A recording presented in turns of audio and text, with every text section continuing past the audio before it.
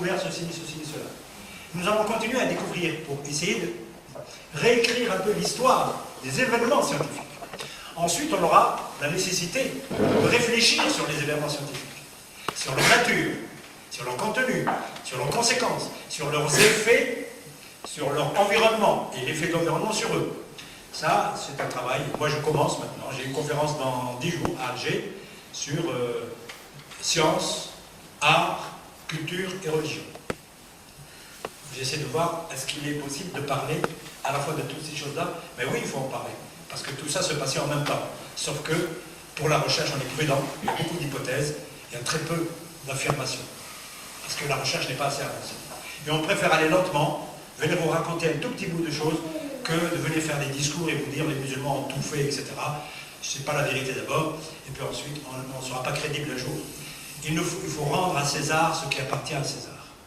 Nous sommes en train, aujourd'hui, vu les offensives qui s'inscrivent dans le cadre du choc des civilisations, l'urgence, c'est d'abord de montrer la vraie image, non pas de contrecarrer le choc des civilisations comme quelque chose de nuisible. Alors, c'est leur problème. C'est que ça ne correspond pas à la vérité historique. La vérité historique, il y a beaucoup plus de contacts que de chocs. Et même quand il y a eu des chocs, entre guillemets, de civilisation, entre guillemets, pendant le moment où des personnages, par exemple ce groupe-là, ce sont les acteurs du choc.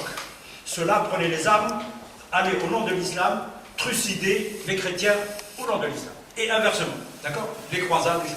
Et au même moment, un autre groupe aussi important, lui, il allait vers les musulmans, ou inversement, pour essayer de dialoguer. L'histoire le raconte. Ça commence déjà dès le 8e siècle. Il était inconcevable qu'une tradition scientifique et philosophique puissante se développe à Bagdad sans l'apport des centaines de chrétiens.